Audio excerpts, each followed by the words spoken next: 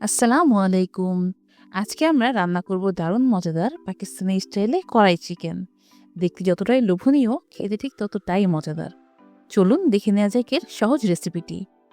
এজন্য প্রথমেই একটি কড়াই নিয়ে নিব আমরা। এখানে দিয়ে দিব আমরা 250 ml সয়াবিন তেল।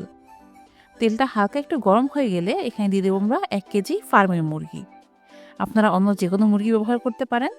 ফার্মের মুরগি রান্না করলে টেস্টটা বেশি ভালো আসবে। এখন আমরা তেলের মধ্যে মুরগিটাকে একটু ভেজে নিব। দিয়ে দিব 1 চা চামচ লবণ। এবার আমরা এখানে দিয়ে দিব 5টা মাঝারি সাইজের টমেটো।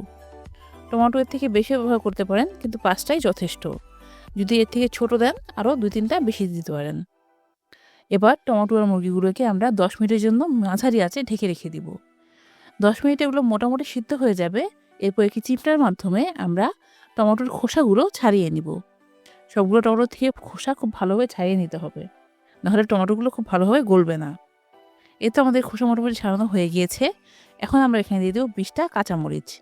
আমরা ঝালের জন্য একটু বেশি দিয়েছি, আপনারা ইচ্ছে মতো কমিয়ে বাড়িয়ে নিতে পারেন।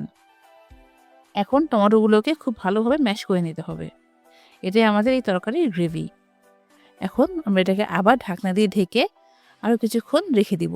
যখন তরকারির তেলটা ভেসে উঠবে, এখানে আমরা 1 ইঞ্চি আদা কুচি দিব। সাথে দিয়ে দিব 1 টেবিল চামচ গোলমরিচের গুঁড়ো। এখানে কোনো শুকনো মরিচ ব্যবহার করিনি, তাই গোলমরিচের গুঁড়ো একটু বেশি দিয়ে দিয়েছি। এখন দিয়ে দিব আমরা এখানে আদা রসুন মিক্সড করা 1 কাপ পানি। এখন এটাকে আমরা ঢাকনা দিয়ে ঢেকে হাই হিটে 10 মিনিট রান্না করব। ফিরে আসছি 10 মিনিট পরে। এই তো চলুন দেখি। এখন আমরা তরকারিটা মোটামুটি কষানো হয়ে গিয়েছে। এখন আমরা আবার খুব ভালোভাবে নেড়েচেড়ে তরকারিটাকে আবার 5 মিনিট মিডিয়াম আঁচে জাল দিয়ে নিব। ফিরে আসছি 5 মিনিট পরে। এই তো কত সহজেই আমাদের তৈরি হয়ে গেল পাকিস্তানি স্টাইলে কড়াই চিকেন। এটি দেখতে যতটাই সুন্দর, আপনি যাকেই খাওয়াবেন সেই এটা পছন্দ করবে।